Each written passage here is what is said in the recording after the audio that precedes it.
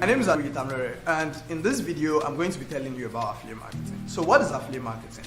Affiliate marketing is a simple business model that entails promoting other people's products, and the reward for actually promoting other people's products is commission.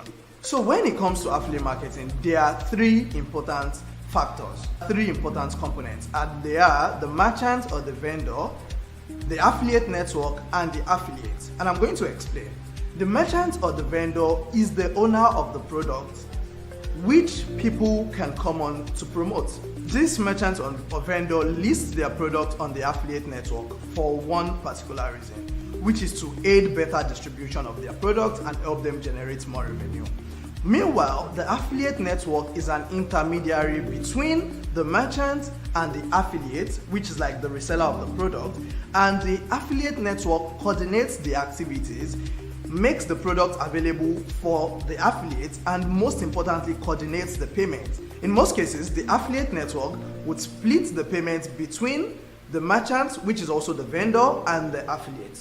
And the affiliate can also be known as the publisher. So the affiliate has a website or a social media account whereby they go all around to promote other people's products that aligns with their personal brand. And in every situation, these products that affiliates want to promote should help their prospects achieve a certain goal or solve a particular problem. And when affiliates successfully promote other people's products, which is like the merchant's product on an affiliate network, they get rewarded for it, and their reward is called commissions. So let's talk about the Sella affiliate network. The Sella affiliate network is an affiliate marketing platform that gives people access to sell digital products, physical products, courses, memberships all across the world. And with the Sella affiliate network, affiliates can come on and pick the products of merchants and sell to people across the world. And on the Sella affiliate network, there are a lot of products that have been well filtered out for affiliates to promote. And the very important thing to note is that these products are of high quality. And beyond that, affiliates now have the opportunity to promote their products all across the world. That is, they can promote to people in Rwanda, people in Afghanistan, and even down to Canada or the United States.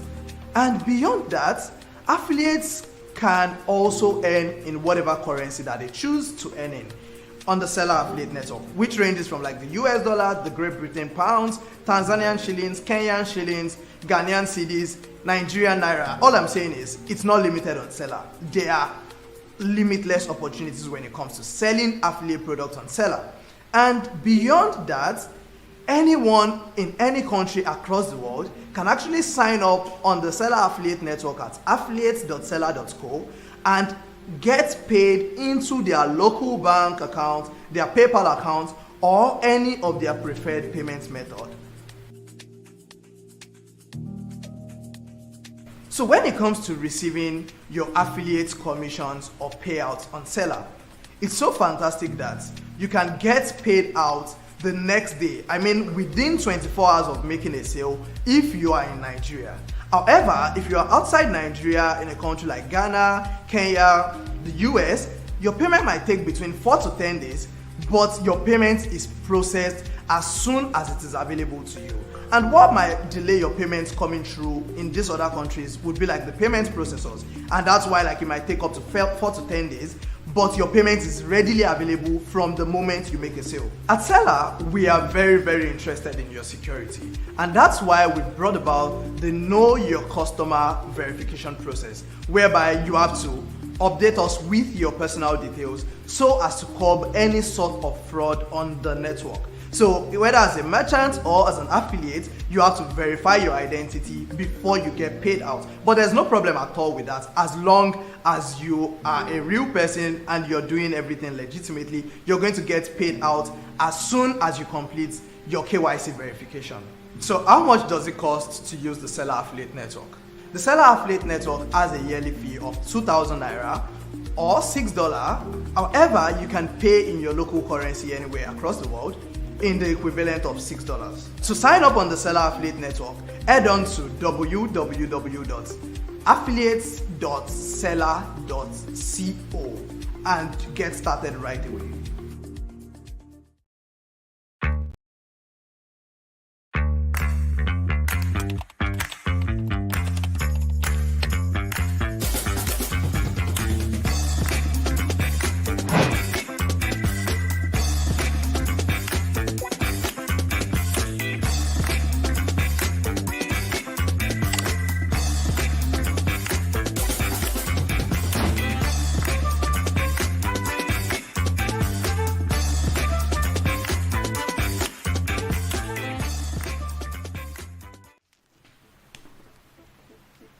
When life gives you lemons, create an online course on how to make lemonade and sell it on Sella.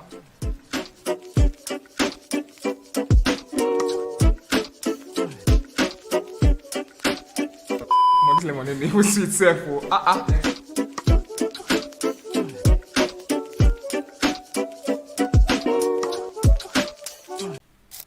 This is Uzoma. He's a course creator. He sells ebooks and makes roughly $2,000 monthly from his course sales. Do you know where he hosts his courses, ebooks, and digital products? Sella. He even built sales pages with Sella Page Builder. Now this is Aluna. She's a freelance corporate and she has customers in the UK and USA. She even gets paid at least $1,000 for her services and gets the platform she processes her payment with. Sella. Now this is Kwame. He is an affiliate marketer and actively promotes Aluna's course using the swift and easy to use affiliate marketing feature on Sella. In fact, he just joined the affiliate network where he has access to thousands of courses he can promote. Why aren't you selling on Sella? Everyone is selling on Sella, but you. Sign up on Sella today.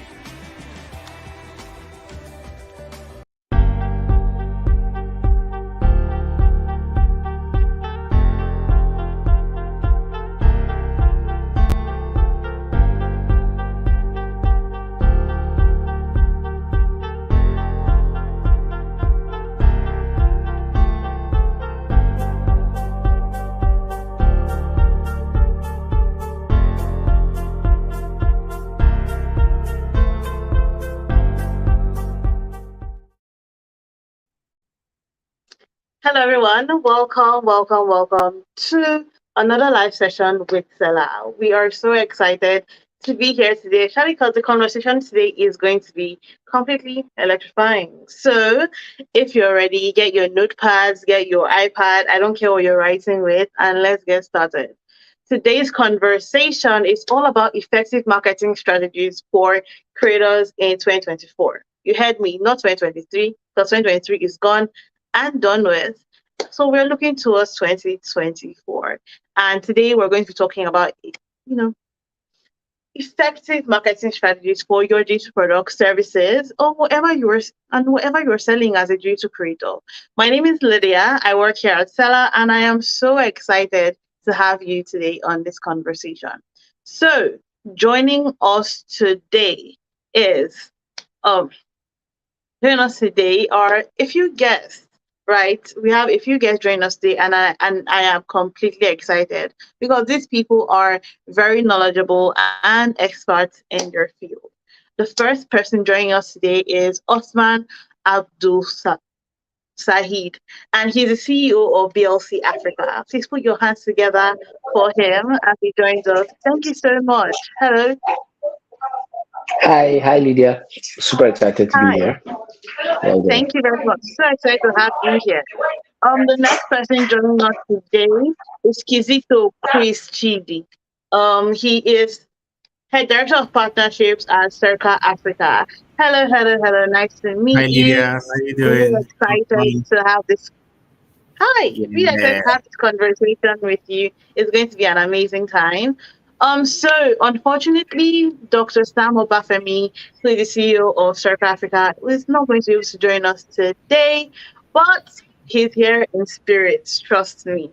Okay, so thank you everyone for joining in. Thank you so much for honoring our invitation here at Sella. We are very, very grateful and always happy to, have conversations like this with experts like yourself.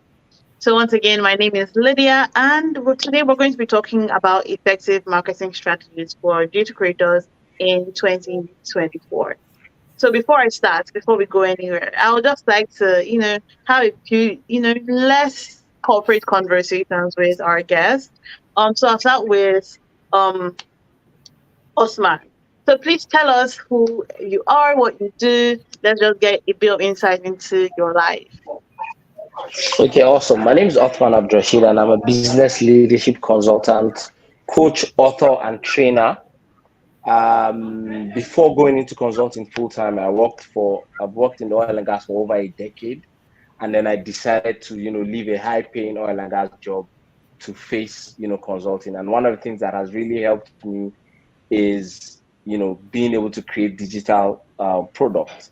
And obviously most of my all my digital products that I've created are hosted on Sella. One of the things that I've always said that I love about Sella is that with Sella you get twice the happiness, because once when you make the sale you get an email with that rocket saying you've made a sale, then the next day you now get the real alert. So it's usually really cool. So yeah, that's really what I do now. I help business owners discover strategies that they use to grow their business and how they can deploy systems and structure for them to be able to scale. So most of the clients that I've worked with, over the years, I've helped them, move from zero sales to, closing in to tens and hundreds of millions. So yeah, that's me in a nutshell. Awesome. Thank you so much. Thank you so much. Thank you so much for like the seller page. I really do appreciate it. I don't know why I was blushing through the pitch, but I was very excited about the pitch. It doubles the happiness with seller. Thank you so much. Thank you so much for the work you do. We see the work we do, and we see the work you do, and it's very, very amazing and impressive. And you've been able to hone your craft, and you are an incredible teacher. So thank you so much for joining us today. So I'll move on Thank you. to our next guest, Mr. Kizito. Please tell us what you do and tell us a bit about yourself.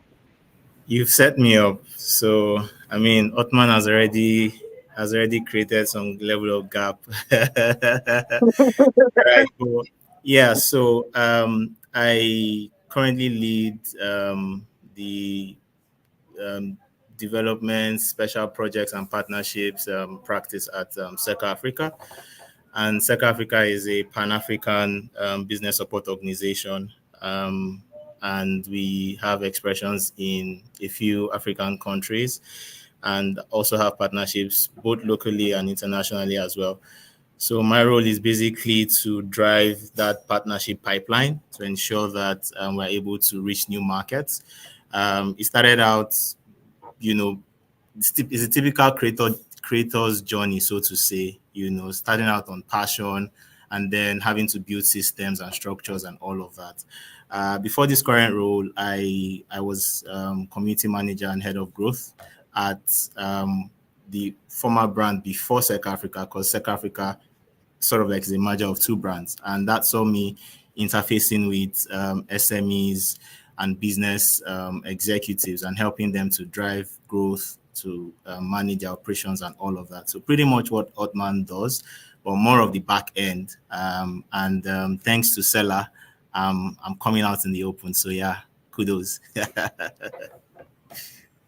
We're always excited to bring the people who work at the back end, because you guys are the strength of any great product, any great service. And once in a while, we just like to bring you guys out for people to be mind blown by the amount and the kind of information you have. So thank you so much for joining us. Thanks so much for joining us. So today's conversation is going to be hot, because not only do we have people who are great in business and great in marketing, we have people who have honed their craft over time and have helped other people do the same. So let's begin. My first question. So we're going into general marketing strategies now. So this live session is broken into phases, just so anyone who is joining after can get as much from the conversation as anybody who is currently here. Before I start, hello to everyone joining in again. Hope you're having a wonderful day, and hope you enjoyed this conversation. So my first question is to Mr. Othman. what would you say are the marketing trends digital creators should be aware of for 2024? I mean, in 2020, at the end of 2023, we start seeing, a few glances here and there of what 2024 could look like. So what would you say are some of those trends that will be following us into 2024 in the marketing space? So I'd say the first one is to always go above and beyond. Now, what has begun to happen, and I don't know if any of you have noticed it, is that the kind of videos people are bringing out to market their products or services is no longer the talking head where you just sit down in front of a camera and shoot a video. People are organizing a whole movie just to sell their product. I have a summit that is coming up at the in a couple of weeks time, and that's part of what I did. I actually went, did a whole shoot with some FZ and drone and all that. And so we're seeing a lot of that going on. So what's going to happen, I'm sure, going into 2024, is that people are going to now use more captivating ways to shoot videos. And here's the interesting thing. Most companies that are supporting digital creators in terms of video editing, things like CapCut, with AI now giving you strategy and all those things. So we're definitely going to see more videos out there. I think another thing is that authenticity is going to be the key deciding factor. Because truth is now, I don't know if any of you have noticed, but if you see a post that ChatGPT created or a caption that was created from ChatGPT, I'll know. I'll see the language just seems off. So one of the marketing trends that I'm sure is going to go into 2024 for those of you that want to be successful is that use the AI to give you the guideline, but don't just copy and paste, right? The idea is for you to be able to turn the words into your own words. So I feel like the people that are going to be successful in 2024 are the people that can leverage their authenticity. The third trend that I think is very important is that business owners are going to now become more focused on pinpointing their exact ideal customers. So it's no longer you're trying to market to everybody. You must be able to identify who exactly are you trying to serve, and then how can you now start to build a community of those people, understanding their pains and what are the gains that they're trying to look for, and how can your community serve them. So I'm sure that with these three trends, if business owners are able to jump on those trends, making really nice videos that are out of this world, something fresh. The second one is also trying to see how they can use AI to accelerate, but bring out their authenticity. And then the third one is building a community around the pain points that they are helping their customers to solve.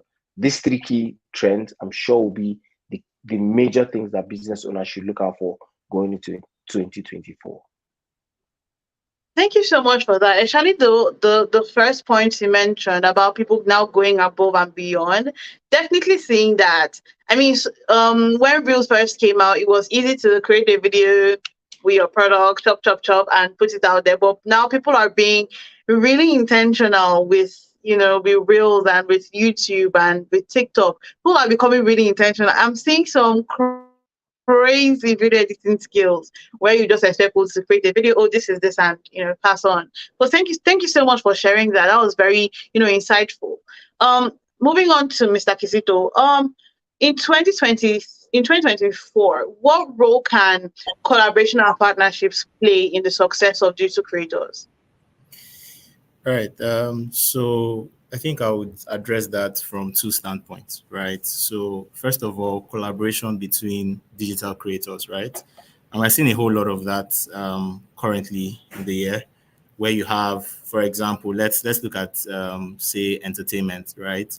Where you have one comedian or Instagram or IG comedian, bringing on somebody else on their platform, and then boosting, traffic across, those multiple platforms. So I think there's going to be a lot more collaboration amongst creators, and some of the collaborations we would see would be collaborations that you probably would not have imagined, right? So you would see probably a fusion, between say a tech a tech leader, for example, a tech thought leader, doing something with a Mr. Macaroni, for example, and I mean, there was one clip I saw of a renowned preacher, doing something of that nature with one of the comedians. So we'd see a lot of collaboration amongst creators, right? So cross-platform collaboration. And then we would also see a lot of collaboration between creators and institutions, right? So institutions are beginning to, pay more attention to the creator economy. We are familiar with some of the, government interventions that are already coming out for, creator economy and all of that. So there'll be those levels of partnerships at a higher scale, right? So there'll be more interest, especially, for example, you can take the financial industry, for example. So some of these institutions are like brick and mortar institutions. They can't really do so much, right? But then again, they need to expand to these, developing spaces, and I think Wema did something recently with Sella and, the community. So we'll see a lot of partnerships between creators and then creators and institutions and platforms. Yeah.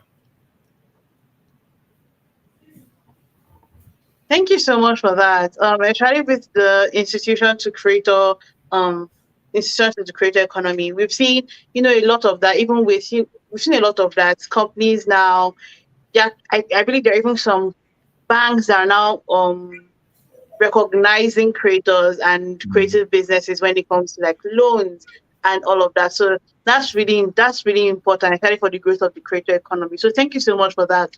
And also with like cross-platform, cross-creator collaborations, comedians coming together to create something really magical.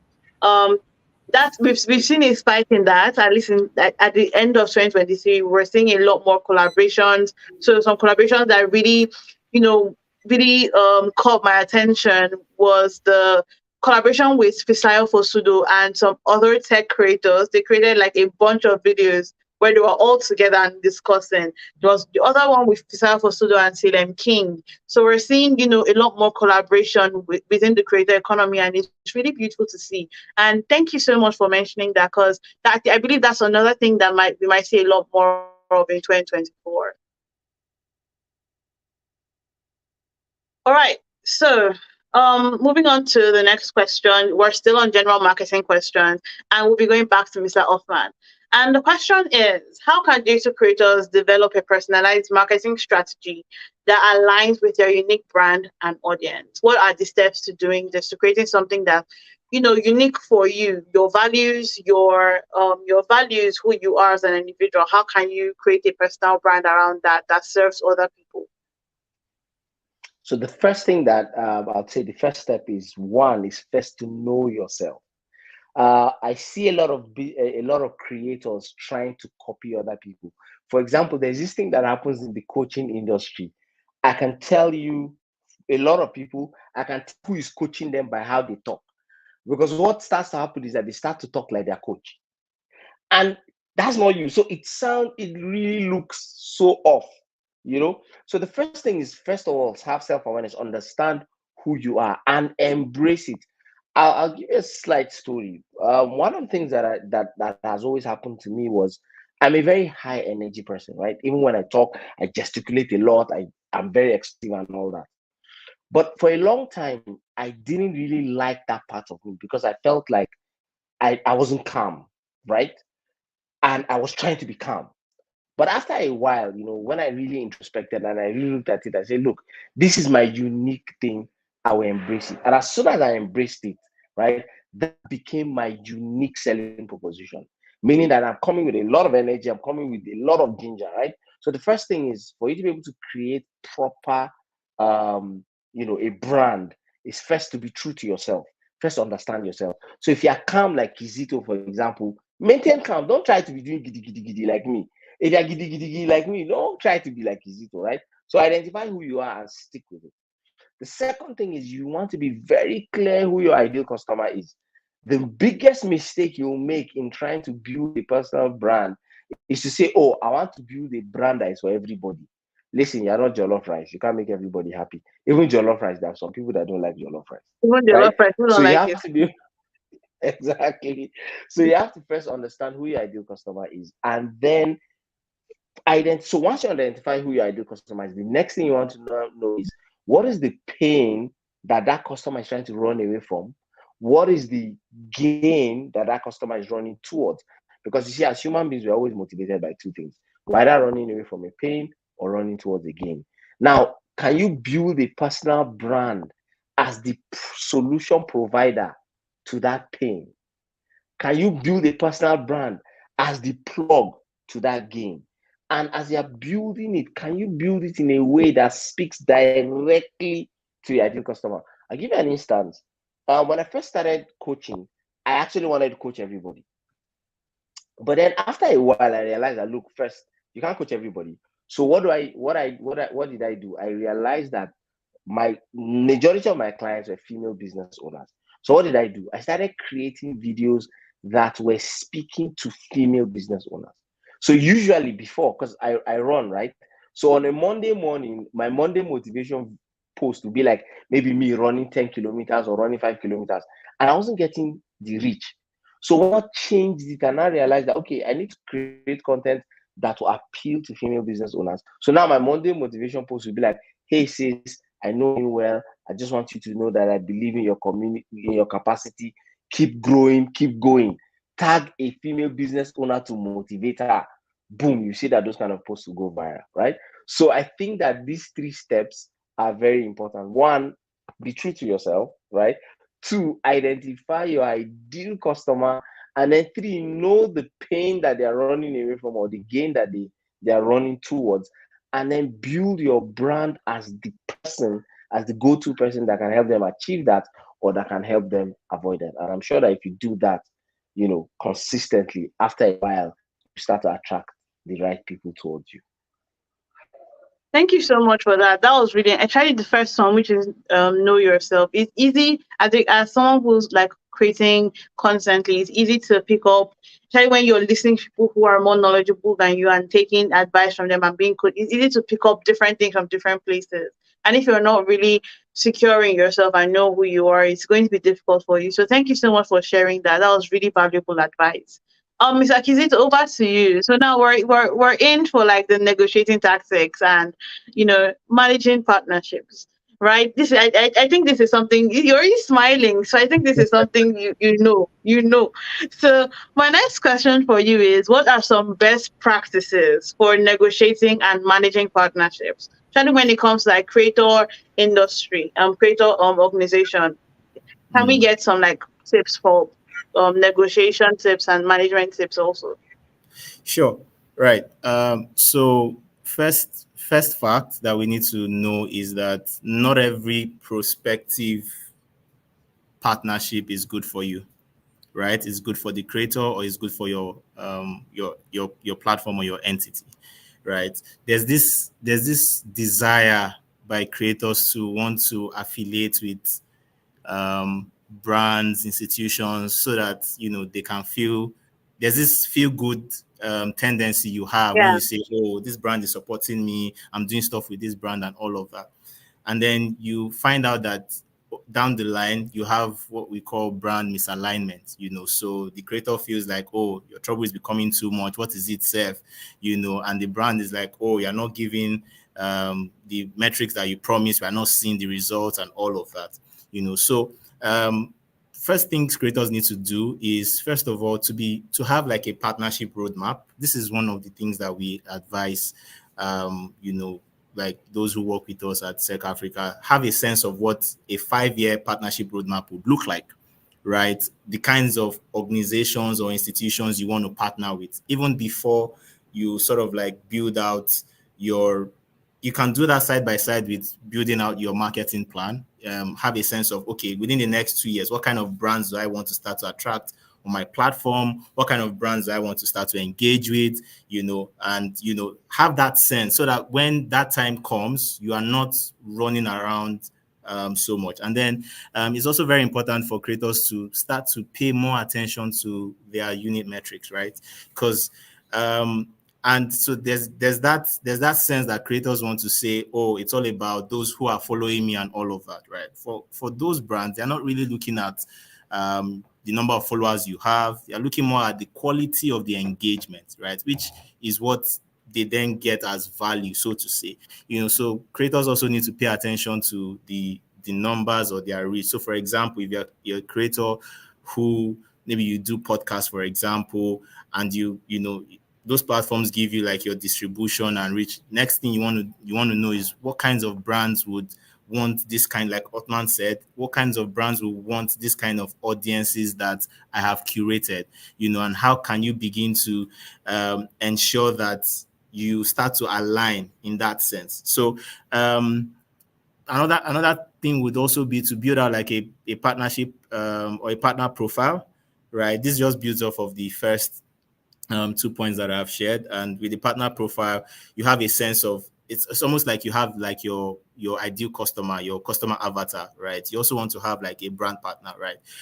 So for us, for example, at Tech Africa, we already have a sense of the kinds of brands we want to partner with in the next 5 years, right? We have a sense of the kinds of deals we want to have. So we are going into the negotiating table, even though the table has not yet been set, but we're already preparing our minds for negotiations, right?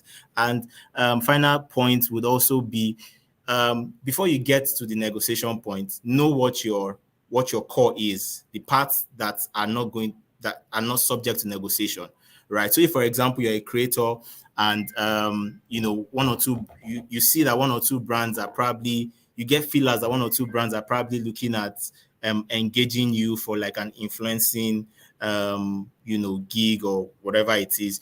You want to ask yourself the first question, right? Do their values align with mine, right? What kind of values do I have? And I think 2024 would bring sort of like an end to creator projects as side gigs. Most creators just do what they do as like side gigs. Look at Othman, for example. I mean, he experienced the significant shift when he decided to go full on into this. So we're going to be seeing that pull and that demand for creators to really give their 100%, to lean in, on what they do. And so they need to also be clear on what the vision of their brand is, what they would settle for, what they won't settle for, and have those things ready so that when you go into the negotiation room, you are pretty clear. Partners love when they deal with people who are clear, like it's clear as as daylight what they want to do and what they would not shift for. It sort of builds your reputation within the industry. Yeah. Okay.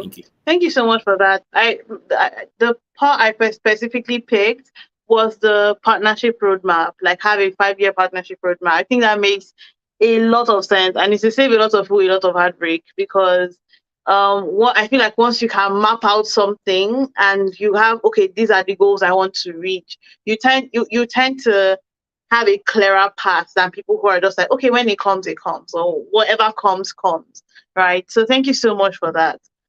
So we are done with the general marketing questions now. Thank you so much for your insights and your input into that section of like the live. Next, we're going into specific strategies for digital creators. So this time I'll switch it around. I'll start with Mr. Kizito. Okay, so let's begin. My first question is, how can digital creators leverage paid advertising platforms like Facebook ads and Google ads to reach a wider audience? Right. So to the credit of digital creators, I think they are doing a lot in that, in terms of utilizing paid ad platforms. I mean, so anytime you probably go on Facebook, you'd just stumble on one ad or one sponsored post or whatever. So there's a lot of work already being done. I mean, kudos to every creator out there, for putting in the work. But I think another angle they need to start to pay attention to is zoning into the metrics, right? So I don't think enough attention is paid to the quality of the data that they see, right? So we're just impressed with, reach, impressions, and all of that. But the truth is, what the bread and butter of your creator business is actually revenue, right? So I think there needs to be a lot more focus on how can all of these paid efforts result into like conversions, right? So you want to pay a lot more attention to audience profiling. You want to pay more attention to what the data is saying, at the back end, and which is one of the reasons why we also advise that every creator business should have like a data unit, right? So, I mean, starting out as a creator, it may just be you for a while, right? And then maybe your sister and your cousin and the nephew that just finished jam and is not doing anything at home and all of that. So you may not have that, but again, as with all things that start as seeds, right? You have a sense of what the growth path will look like, So I think paying more attention to like the data component and really being obsessed with it. So I see a lot of creators, pulling out products on the whim, right? Thinking that, okay, this should fly, or this should get the market excited, right? And not much thought is paid attention to data-driven decision making, right? So for me, it's more about zoning in on what the analytics are saying to say, okay, where do I need to focus more of my marketing budget on? Yeah. What kinds of communities do I need to engage more with, who have like this similitude of these kinds of audiences that I'm seeing the traffic in. Yeah. Okay. Thank you so much. I really do think actually we could, as creators, we could do a bit better with delving into those numbers.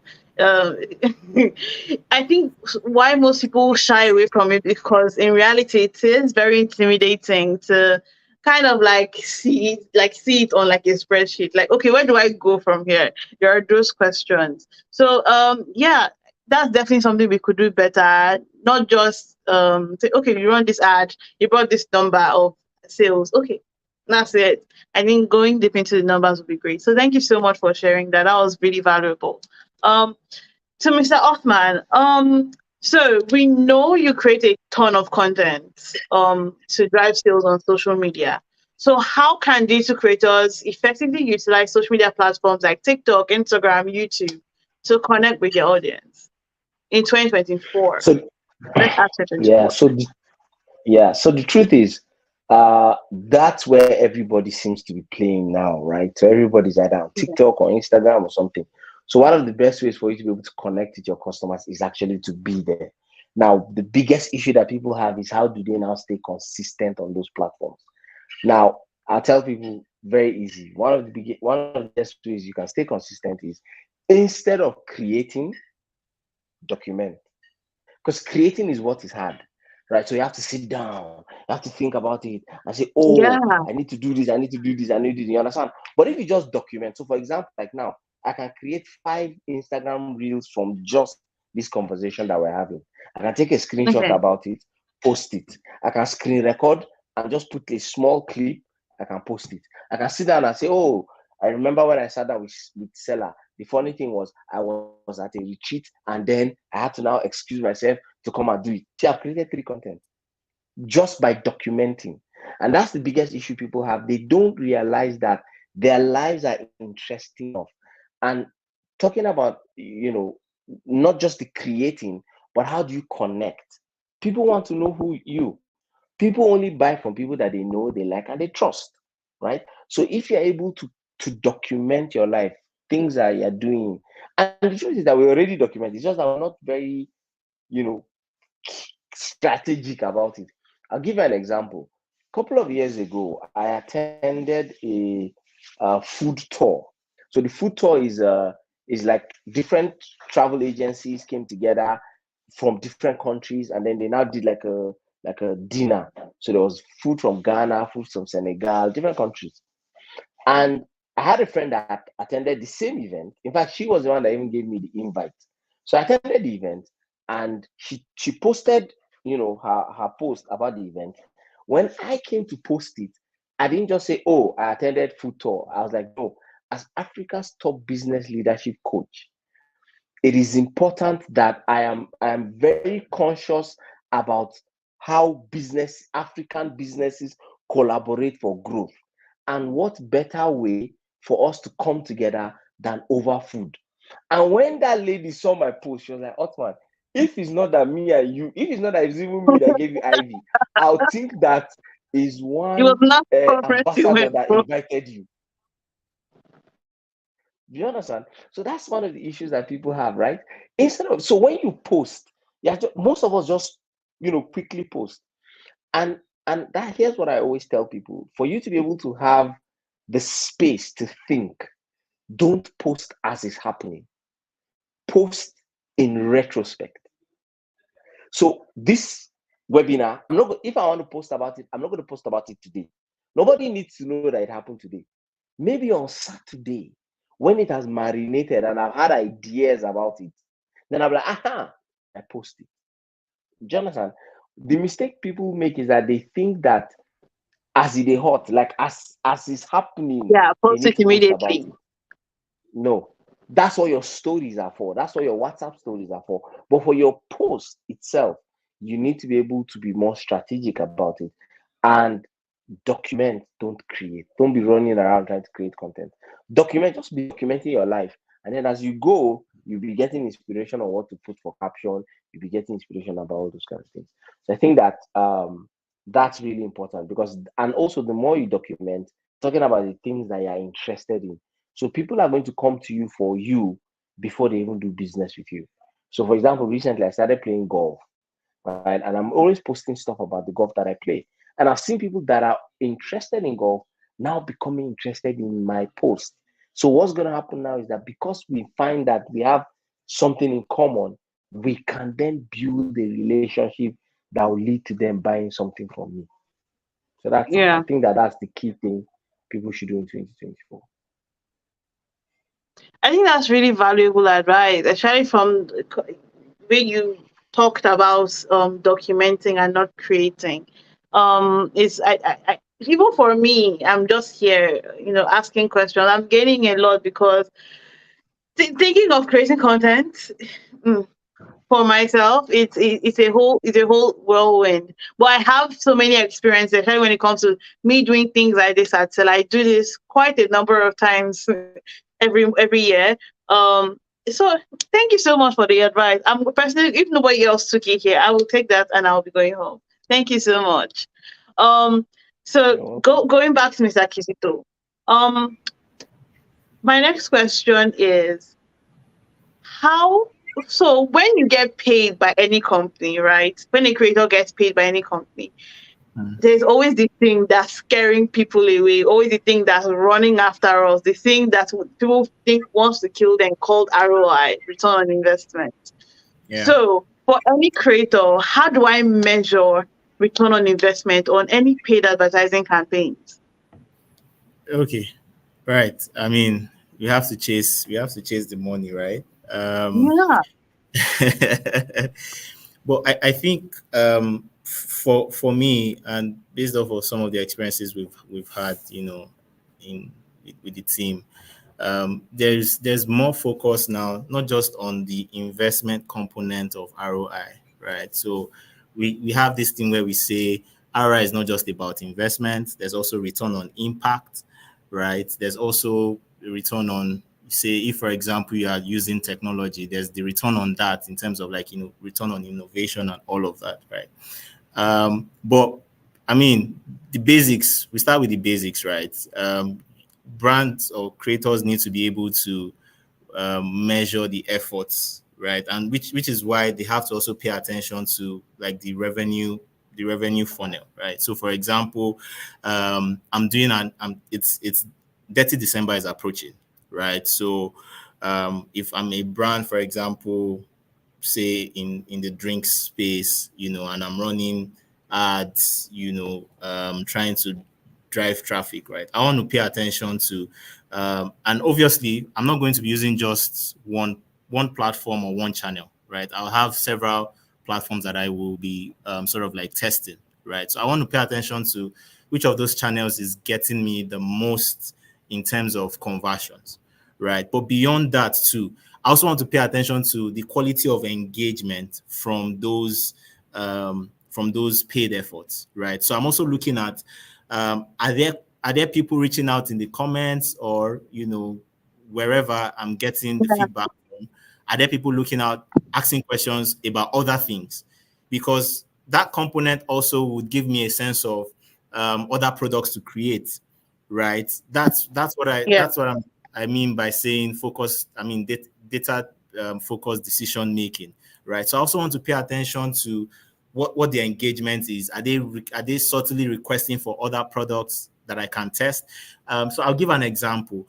And I should also put that there seems to be this mental block when we talk about digital creators. Digital creators feel like they are floating in the air somewhere online, right? But your business is actually an offline business, right? You just have online as an amplification, right? So there's Yeah. also the need for creators to begin to see their business as like a traditional brick and mortar, business. So, for example, at some point my mom used to run like a retail shop, right? And we're very hands-on growing up in terms of, and probably that's where I got my marketing knack for, because we had to deliver a certain number of conversions every week. So especially during holidays and all. My sorry for using pigeon for our global audience. My mama know they send this person like your face or anything, right? Question is, who bought what and at what quantity did they buy, right? So at that age, I already knew how to do my audience profiling. Questions like, okay, if this person bought one piece, can they also buy five, right? What was the kind of conversation you engaged in them to get from 1 to 5, and can it go from 1 to 10? So that kind of strategy also applies, for creators. When you see people reach out to you in the DMs to say, oh, I saw this, I want to get XYZ, you want to pay attention. Where did they see that ad from, right? And creators also, I'm sorry, I'm packing a whole lot into this one Sure, question, but it's fine. again, creators also need to be students of human behavior, which is something Dr. Sam really emphasizes a lot about, right? The people buying from you are not robots; they are fellow humans, right? So if there's this general complaint about Sakpa, is not in the air, it's affecting everybody, right? And that also gives a sense of how best to position your service, like Othman said, to either leverage on the pain or leverage on the gain. So yeah, there also needs to be a much more focus on the other components of return, especially as it relates to how to retain customers, how to expand into new audiences or demographics. Yeah. Okay. Thank you so much for that. Uh, so seeing your business as like, a whole like offline business, I guess it's really intimidating for some creators, because this Yeah. whole social media and being online, it's kind of like sometimes it feels like a safety net. Yeah. Sometimes like, okay, I'm safe here. Being in the real, being most people say is the real world, being in the hard, it's seeming like physical labor. But yeah, 'cause I guess when one starts seeing your business as such, you start taking certain things more seriously. From Seriously, yeah. things like accounting for your business to bring to knowing conversion and all these things. So thank you very much for that. So I guess my last question for you would be this, and hopefully Mr. Othman gets to join us before we're done. Um, my last question would be this: looking to 2024. What predictions or insights do you think you can make regarding the future of marketing for creators and Okay. partnerships, so marketing and partnerships? So I feel like there's a crystal ball in front of me. I'm supposed to predict predict the future. Yeah, But just so I'll channel into my inner zen. But I mean, some of these trends have already started gaining ascendancy, and one of the areas or the sectors that creators need to pay a lot more critical focus on would be this whole AI push or AI crave, right? So with all the Netflix type drama with yeah, OpenAI and all of that, right? One of the questions that bubbled in my mind was, how did this one entity sort of like get so much in terms of global attention? And if the big Yeah. boys are paying attention now, it then means that very soon, these big boys, in terms of Microsoft and these other global platforms, will start to build solutions that would require creators to key in, right? So creators need to be ahead of the curve. You need to start asking yourself, okay, beyond the platforms that I'm familiar with now, in terms of driving my marketing and, my partnership push, they shouldn't see these technologies as still being far off or in the distance. No, it's already within us, right? My kid sis knows how to use ChatGPT, so she knows how to use Siri. She's asking Siri for 9 times 6. I don't know how that is possible, right? How that would have been possible during my time, but it then means that there are products to create within these segments, right? And because, our creators, kudos to them also, they are very proactive and all. They also want to, get ahead of the curve, start to create sort of like education type products to help the markets to have a sense of how best to navigate their craft. We're also seeing that there's a lot of layoffs too as well. And it's also indicative that more traditional 9-to-5 professionals who have been laid off will now look towards leaning in on their passions, right? So it then means that more how-to guides need to start being created, but not the boring one, So I was also going to highlight, something about the content creation process, right? Dear creators, please make your content very engaging, right? In the first 30 seconds, I already know whether I want to follow through a particular content format, either video, text, or audio, just based on my sense of what that first 30 seconds is about. So creators need to also get more, they need to be a lot more creative with how, they position their products, the look and feel of it. Not everything should be a course, right? There could be other angles to it that could, make people a lot more, excited. And I think there'll be a lot more tools. We're going to see a lot more tools, AI type tools that are easy to use, not complex. The level of complexity in terms of use for some of these tools would be a lot more, the barrier would be lower, such that any beginner can use, so creators want to get ahead of the curve, right? Right now is the time when we should start seeing content around how to position for 2024. I'm seeing that already, but it's more with those in the Western climb, right? And I think we need to take advantage of some of the things that we are seeing currently, within our economy, right? And then, position for the opportunities that will surface. Okay, thank you so much. Thanks so much, Black Kizito. Thank you so much. This live session has been enlightening. I've learned so much from you and Mr. Othman. So thank you so much for joining us. Thank you so much for honoring our invitation. We're always happy anytime we get to work with intellectual people like yourself and Mr. Othman. So thank you so much for accepting our invitation and coming to share your knowledge with our community. Thank you so much. Yeah, thank you, Lydia, and kudos to you guys at Sella for the great work you guys do. Yeah. Thank you so much. This live session has now come to an end. So the replay is going to be available here on YouTube, and it's the best of it to be on our social media, so don't worry about it. So thank you so much for joining us. Have a wonderful rest of the week, and have a blessed weekend. My name is Lydia. I work here at Sella as the head of social media. So have a wonderful day and have fun. Bye. 99 problems. Hosting courses shouldn't be one. On Sella, you can host up to 10 courses and get unlimited video storage. Visit our website at sella.co/courses to get started today.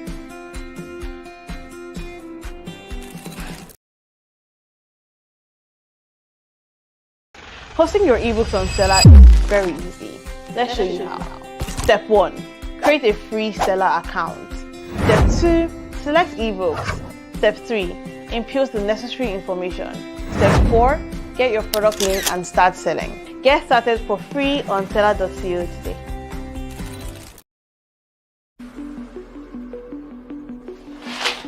Hey Siri, how do I make money as a digital creator? How can I make money from my creativity? What's the best course hosting platform in Africa? To do that, you'll need to be online. Alright, I'm online. What's next?